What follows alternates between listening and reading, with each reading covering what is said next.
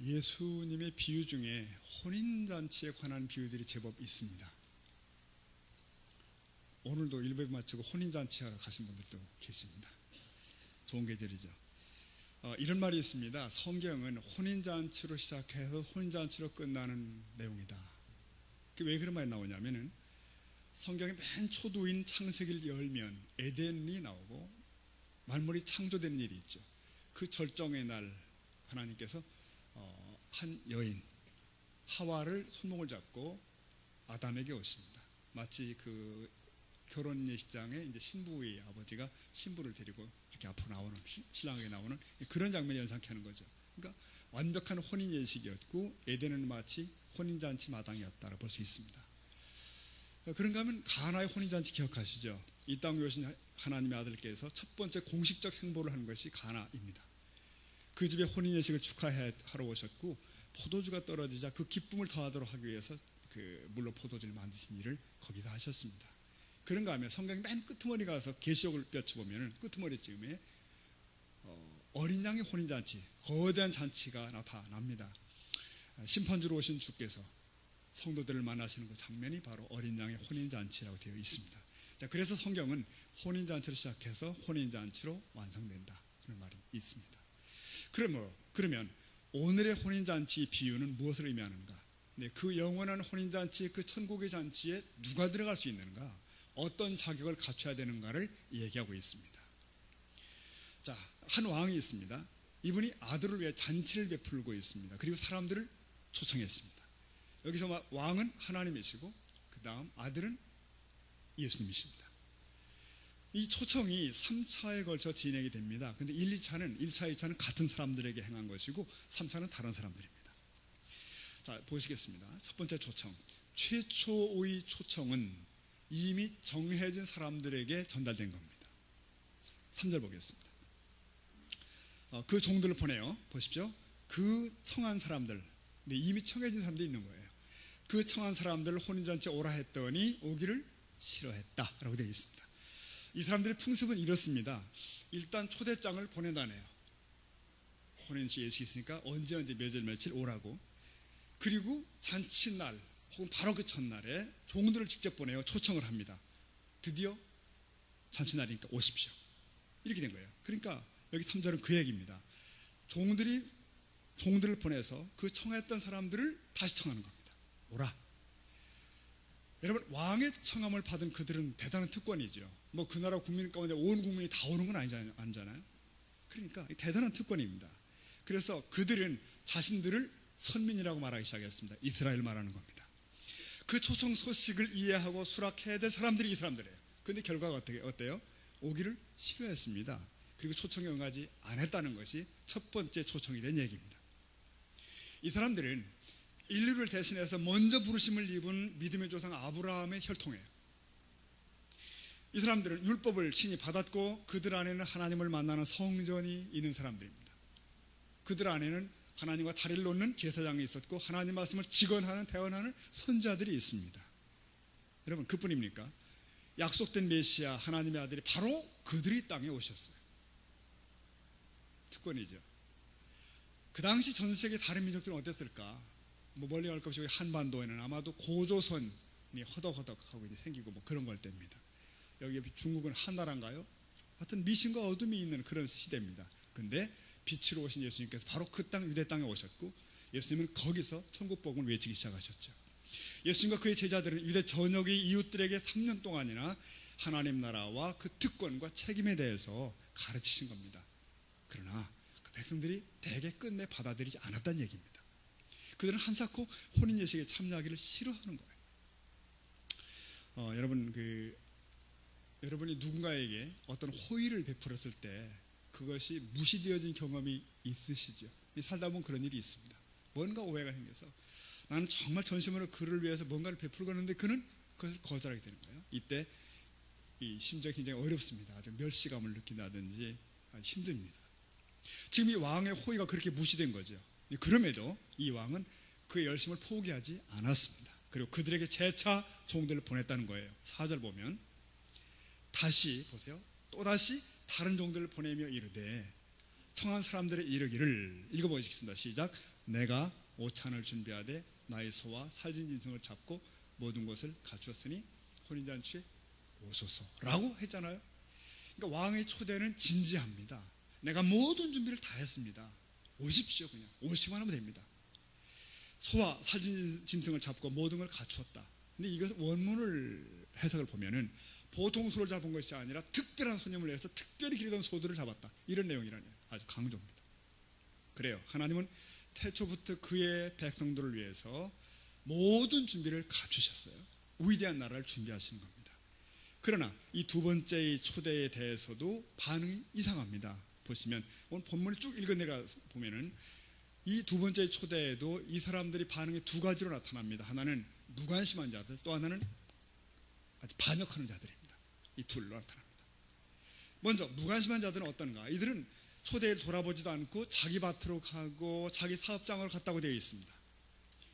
그들은 눈앞에 이익을 추구하는 자들입니다. 자신의 안락을 추구하는 자기중심적인 삶을 사는 사람들을 말합니다. 그들은 다 자기의 일상에 매여 있는 사람들이에요. 어디에요? 일상에. 여러분, 일상은 나쁜 게 아니죠. 우리 삶이 다 일상 아닙니까? 누구나 밭에도 가야 되고 시장에도 가셔야 되고 생업을 해야 됩니다.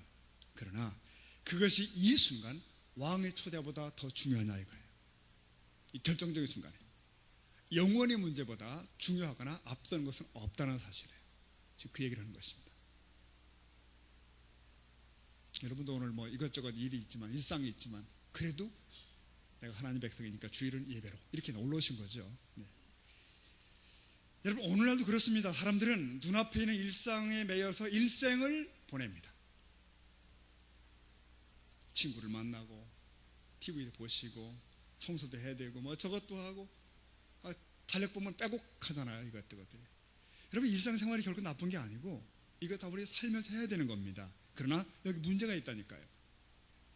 멸망으로 인도하는 문은 범죄나 추문으로 포장된 게 아니라 아무 오류가 없는 일상의 것들로 가득하다는 사실이에요. 마치 노아시대처럼. 노아시대 사람들이 그렇잖아요. 먹고 마시고 시집가고 장가 갔다가 심판에 처합니다. 그런 것들이 가득해서 우리 일생을 쳐버리고 영혼을 향한 생각을 갖지 못하게 만들며 실제로 우리의 진로를 방해하죠. 지금 무관심 보인 이 사람들의 입장이 그겁니다.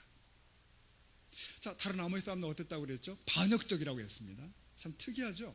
아니, 단지 초대에 거절 안 한 건 좋은데, 좋은 거 아니에요. 그것도 이상한데 알리려는 종들을 내쫓고 때렸다는 거예요. 동량은 안 주지만 뭐죠? 뭐 바가지를 깼다든가 이런 상황입니다. 지금 발로 차고 그 부러운 종들을 내쫓고 능욕하고 죽였다는 거예요. 이 본문 바로 앞에 45, 6절을 읽다 보면은 이 비유가 주어진 배경이 나오는데 그 비유를 듣는 대상이 나와요. 누구냐면 당시 유대인들을 대표하는 제사장이에요. 바리새인들. 이 사람들은 저 예수의 경고의 말씀이 자신들을 향한 것임을 알고 악심을 품습니다. 하나님의 초대에 대해서 악심을 품는 거죠. 주님은 도래하는 하나님의 나라에 대해서 말씀을 하시는데 그러나 그들은 그 다스림과 왕권을 거부하는 자들로 나타나요. 그들의 조상들도 그랬습니다. 그들의 악행은 예수님 이후의 제자들 시대에 더 실제적으로 나타나죠. 그래서 사도행전에서도 이런 실상을 우리가 많이 봅니다.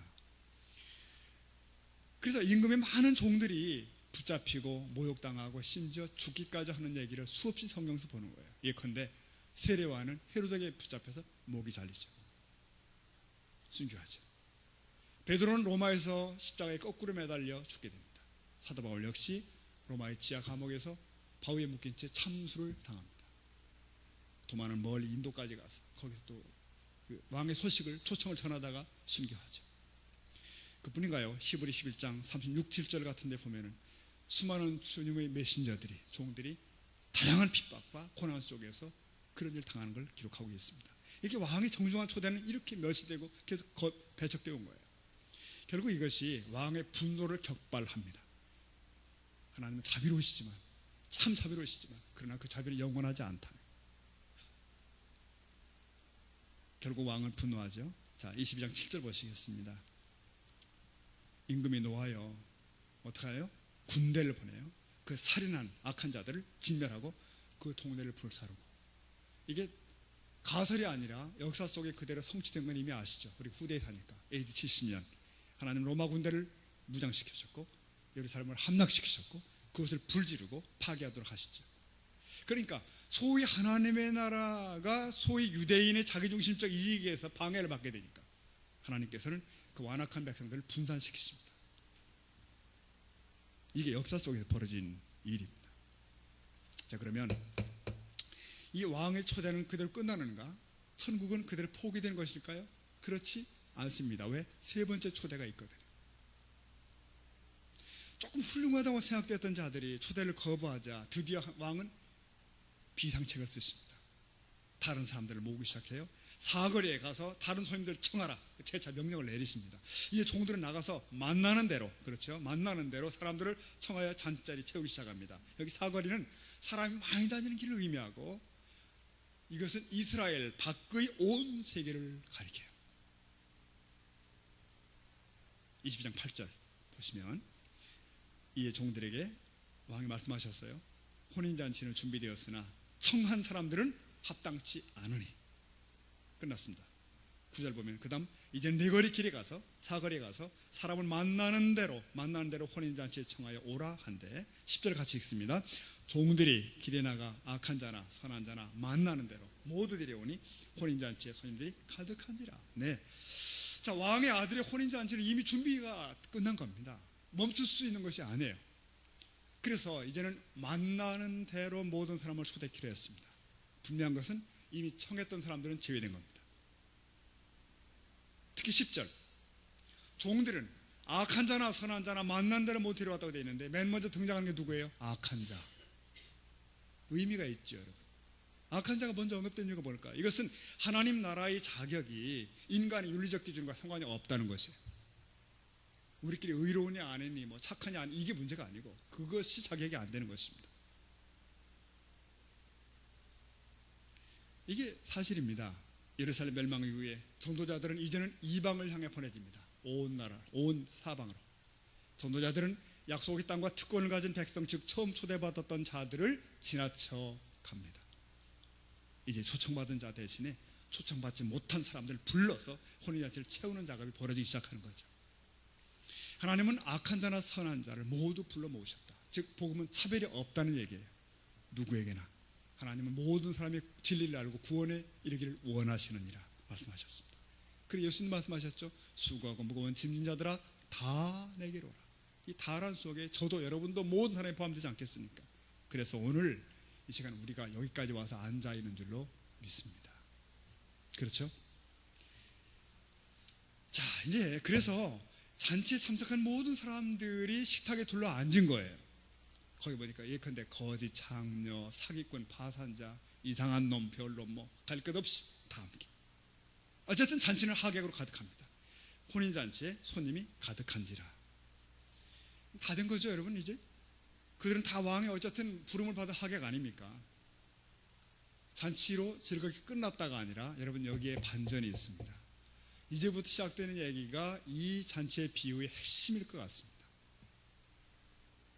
왕이 손님들을 보려고 연회장에 들어오셨습니다. 여러분 이 잔치에서 가장 중요한 게 뭘까요? 왕과 만나고 왕과 교제하고 그런 순간이에요.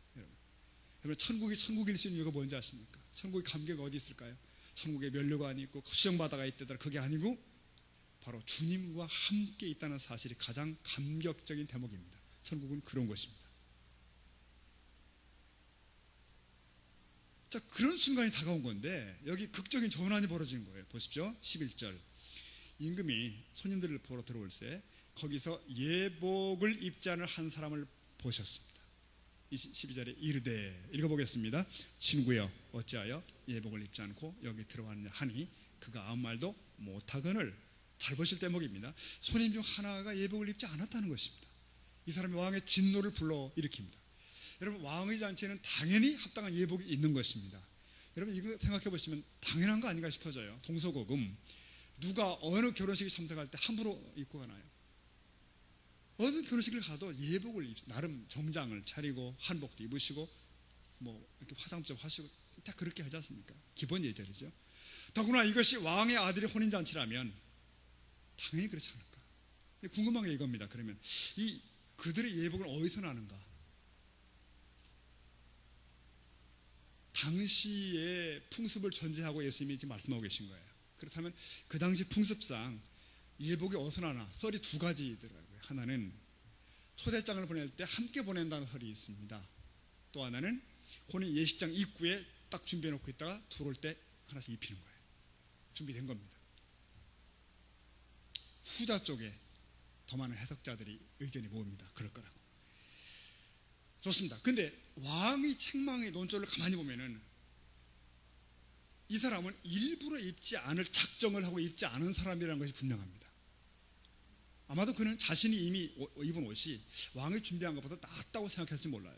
마치 바리새인들이 자신들의 의에 만족했던 것처럼, 우리가 의롭지 더 이렇게 생각했던 것처럼, 그래서 변화를 거절했던 것처럼, 이 사람은 예복을 어쩌다 못 입은 게 아니고 고의로 무시한 게 분명하다니까요. 정황상. 그러므로 왕이 책망할 때도 이 사람은 어때요? 할 말이 없었다고 되어 있습니다. 유구무원이라고 나와요. 결국 이 사람은 정해진 예복을 입지 않은 연고로 거기서 잔치 자리에 앉았지만 쫓겨납니다. 그리고 영원히 어둠 속에 버려집니다. 영원한 어둠이 어딜 거라는 건 굳이 우리가 설명할 필요가 없습니다. 영원히 끝난 거죠. 자, 우리 사랑하는 성도 여러분, 우리 이 시간 궁금한 건 이겁니다. 하나님 나라에 정말 필요한 의복이 있다면 그게 뭐냐 이거예요. 이 혼인잔치 예복이 있는데 그게 도대체 뭐냐 이겁니다. 어떤 사람들이 생각하는 것처럼 세례 받는 건가, 11조 내는 건가, 봉사 많이 한 건가, 이 예복이 뭐냐 도대체가. 그래서 이것의 해석의 단초를 제공하는 성경들을 몇 군데 찾아보는데 가장 근사한 것들이 예컨대 로마서 13장 계시록에 나오는데 14절을 보면 로마서 13장 이렇게 되어 있습니다. 우리 같이 읽어보죠. 오직 주 예수 그리스도로 옷 입고 정욕을 위하여 육신의 일을 도모하지 말라. 성도들에게 주신 말씀인데 예수 그리스도 옷 입음 이런 게 나옵니다. 이거 알 뜻도 하고 모를 뜻도 하죠. 네, 어쨌든 예수 그리스도 옷 입음, 그래 그런 말씀이 있구나. 계시록 7장에 보면 이런 말씀이 있습니다. 내가 말하기를 내 주여 당신이 아시나이다 하니 그가 내게 이르되 이는 큰 환난에서 나오는 자들인데 그들은 어때요? 어린 양의 피에 그 옷을 씻어 시게 하였느니라. 어린 양의 피에 씻겨진 그 옷을 의미하는구나, 이런 생각도 듭니다. 자, 예복은 예수를 믿음으로 의롭다 함을 얻은 의의 옷이라고 일단 정해볼 수 있습니다. 많은 해석 그렇게 나옵니다. 그것은 그리스도의 피에 세탁한 흰옷이라는 거죠. 우리 보혈의 은총이라는 말 하지 않습니까? 우리가 죄를 용서받아야 할 줄 알면서도 죄를 포기하지 않는다. 그것은 우리는 예복 없이 잔치의 자리에 앉아있다는 얘기일 수 있습니다. 그래서 혹자는 이 예복을 이렇게 말했습니다. 칭의다 혹은 회개다, 이렇게 해석을 합니다. 그런데도 어쩐지 좀 선명하지는 않아요. 그런데 이 예복에 대해서 가장 선명한 제시가 있습니다. 바로 계시록 19장에 나오는 거죠. 자, 본문 마태복음 22장은 뭐죠? 비유입니다. 비유는 어떤 실체의 그림이에요. 그렇죠. 근데 마지막 때의 혼인잔치에 있을 일에 대한 비유가 마태 22장이에요. 지금 본문. 그러나 계시록 19장은 실제 혼인잔치를 묘사한 거예요. 비유와 실제 사건은 정확히 일치돼야 됩니다. 이해되시죠? 자, 계시록 가보겠습니다. 19장 7절에 이렇게 되어 있습니다. 그 거대한 혼인잔치를 묘사하는 장면이에요. 우리가 즐거워하고 크게 기뻐하며 그분에게 주 예수 그리스도께 영광을 돌리세요. 어린 양의 혼인 기약이 이르렀고 그의 아내가 자신을 준비했으므로 그에게 빛나고 깨끗한 세마포 옷을 입도록 허락하셨으니, 읽어보십시오. 이 세마포 옷은 성도들의 옳은 행실이로다 하더라. 네. 긴 해석이 안 붙어도 이해가 될 것 같아요. 도대체 이 혼인잔치의 이 옷이 뭐냐? 가는 아주 고급스러운 이제 세마포, 그렇죠? 이 세마포인데 이 세마포 옷이 뭐냐면은 성도들의 옳은 행실이라고 규정합니다. 이 말씀은 여러분 천국이 전개될 때 이 혼인잔치에 대한 실질적인 묘사라는 걸 아셔야 됩니다. 이 실제 상황을 사도 요한께서 미리 보셨고 환상 가운데 보셨고 이렇게 지금 서술하고 있는 거예요. 아내가 준비되었다, 신부가 준비되었다. 그런데 그 신부에게 뭘 입히셨다? 빛나고 깨끗한 세마포라는 거예요. 이 빛나고 깨끗한 세마포는 뭐냐? 이건 뭐냐? 이게 바로 성도들의 옳은 행실이라는 겁니다. 거기 참석한 모든 자들이 이 옷을 공통적으로 입었다는 거예요. 성도 여러분, 이 세상의 끝날에 저와 여러분은 이 혼인잔치에 들어가느냐 못 들어가느냐의 굉장히 중요한 자리에 서게 되겠죠. 우리의 영혼을 결정할 그 운명의 순간에 가장 중요한 게 뭐냐 이거예요. 그 순간에 가장 중요한 게 뭡니까? 본문에 의하면 예복입니다. 예복이에요. 예복이 뭐냐? 행실이라는 거예요. 행함. 아니, 믿음으로 구원받는 거 아니야? 뭐야 이거? 맞습니다. 그 진짜 믿음이 반드시 그 행함을 도출합니다. 만들어내는 거예요. 그래서 세마포는 뭐냐? 성도들의 옳은 행실입니다. 그 예복은 이렇게 묘사되죠. 빛나고 깨끗한 세마포. 빛나고 깨끗한 세마포. 이것은 성도의 정결하고 거룩한 삶을 말하는 것이에요. 성도가 성도다운 삶을 살아냈다는 것입니다. 여러분 이걸 기억하십시오. 정리해서 부르심은 누구에게나 있습니다. 누구에게나. 그러나 그 이후는 무엇? 성도다운 예복이 반드시 필요하다니까요.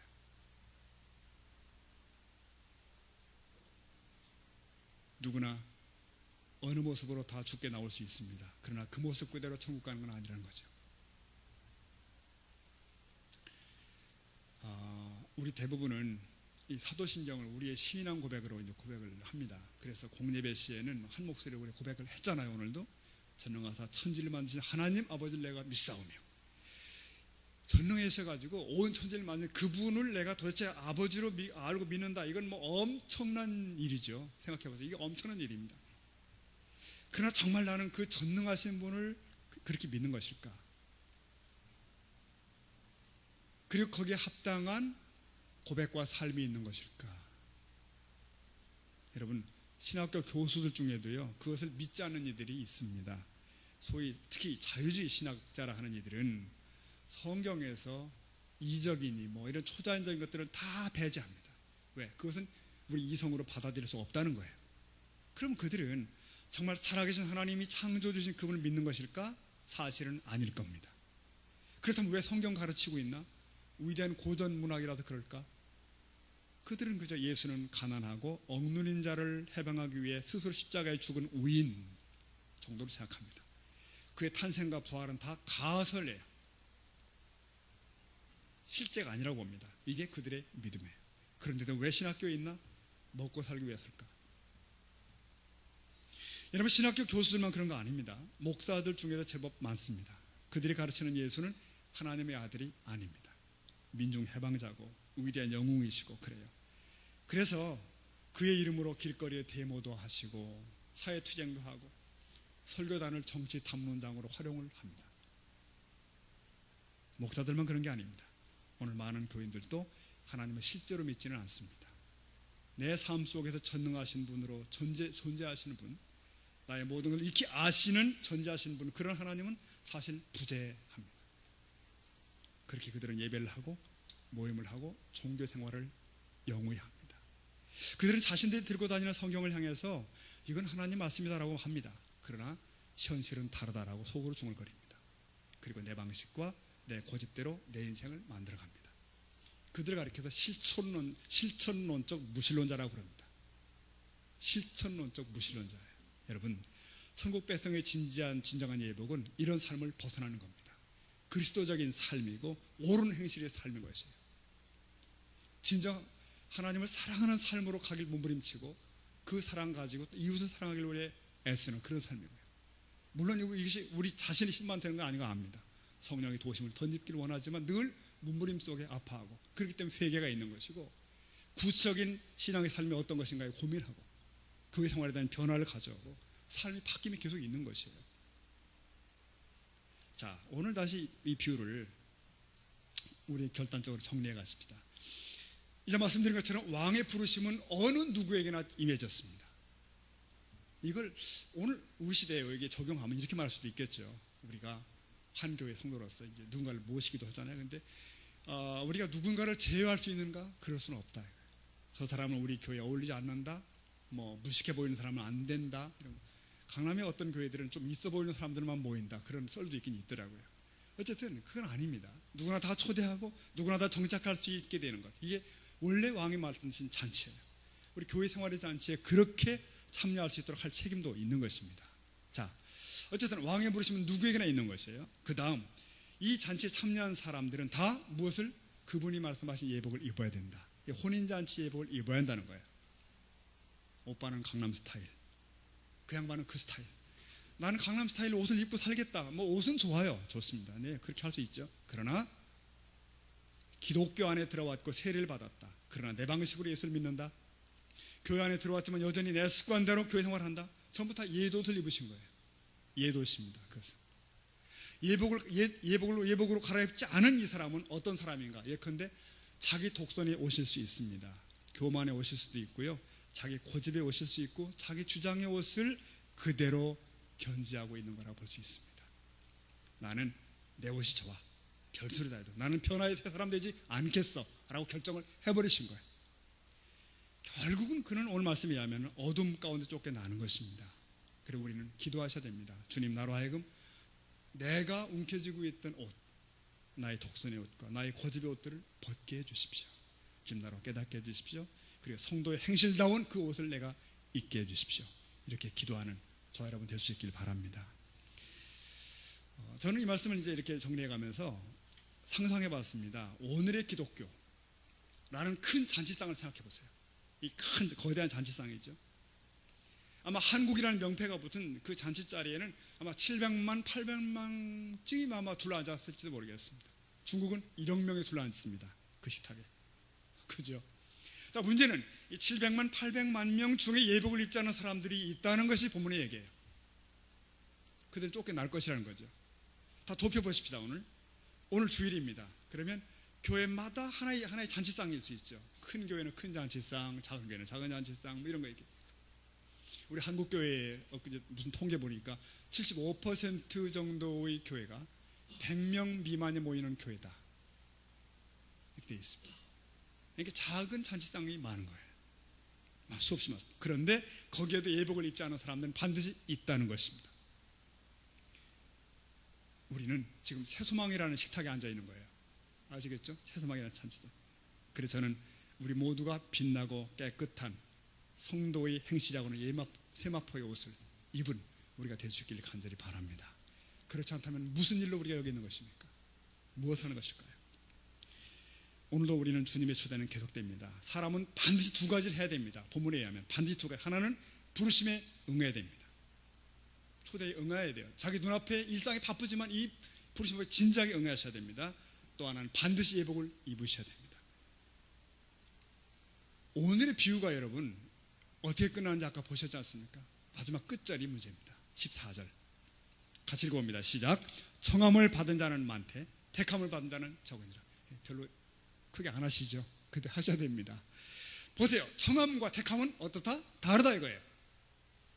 청함과 택함은 같은 것이 아니라는 겁니다. 직역을 하면 모든 사람이 부름받았지만 모든 사람들이 선택된 게 아니라는 거예요. 즉 청함과 택함은 분명히 다르다. 하나님 나라는 모든 사람을 향해 열려 있습니다.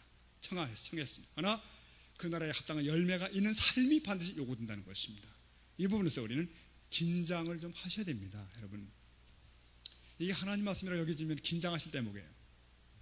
청함받은 자는 많은데 택함 입은 자는 적다? 심지어 같이 잔치상에 앉았다 하더라도 거기서 쫓겨나는 자들이 있다? 그런 얘기 아니에요? 여러분 잘 볼 것은 자칫 속으면 안 되는 것이 이 비유에서 여기서는 예복을 입지 않은 사람이 비록 한 명으로 묘사되지만, 그렇죠, 한 명으로. 그러나 이 비유 끄트머리 구절 가보면 이게 아닌 거예요. 이 한 명은 하나의 샘플입니다. 하나의 본보기이고 이런 자들이 많다는 것이에요. 왜? 택함을 받은 자가 적으니까. 실제 본문은 그렇게 된 것입니다. 어쩌면 거기 참석한 자들 절반 이상이 아닐 수 있는 것이에요. 아니, 대부분이 예복을 안 입었을 수도 있습니다. 어떤 잔치상에는 예복을 안 입은 자가 더 많을 수도 있습니다. 네. 예수님이 분명히 말씀하셨죠. 그래서 너희는 좁은 문으로 가라. 좁은 길로 가라. 그 길은 좁고 협착해 찾는 자가 적다고 하셨는데 넓은 문 넓은 길은 많다 그러셨습니다.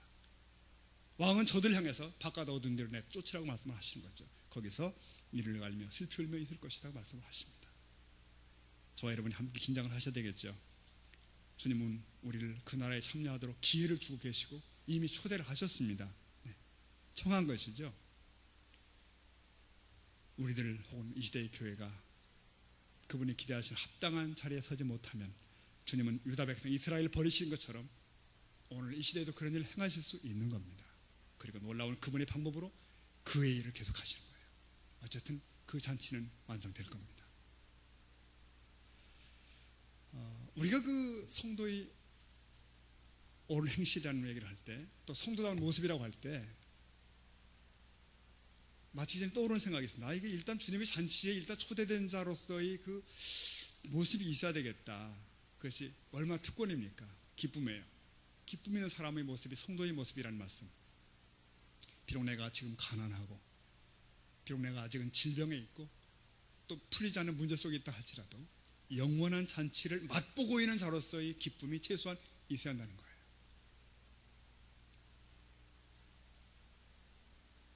어떤 이가 말한 것처럼 신자들이 정떨어지게 침울한 표정으로는 잔치의 기쁨을 알릴 수 없다 그랬습니다. 그들은 마치 꾸중 듣고 나오는 아이와 같다. 예배 드리고 나오는데 꾸중 듣고 나오는 아이와 같다. 무신론자의 대부격인 니체가 한 말이 있습니다. 뭐라 했냐면, 만약 내가 당신의 구주를 믿게 되려면 당신이 내게 구원받은 자처럼 보여야 한다 그랬습니다. 일단 기쁨이 필요하고, 인생의 삶은 그럼에도 불구하고 당당함이 필요하고, 성도다운 긍지가 필요하고, 성도의 향기가 필요하겠다 싶어집니다. 많은 사람들이 오늘 주님의 초대에 응하지 않는 것은 그 초대의 가치를 모르기 때문이기도 하지만 초대하는 자들이 오히려 방해하기 때문일 수 있다. 사랑하는 사람 여러분, 저와 여러분이 먼저 초대받은 자이고 이미 잔치에 와 계십니다.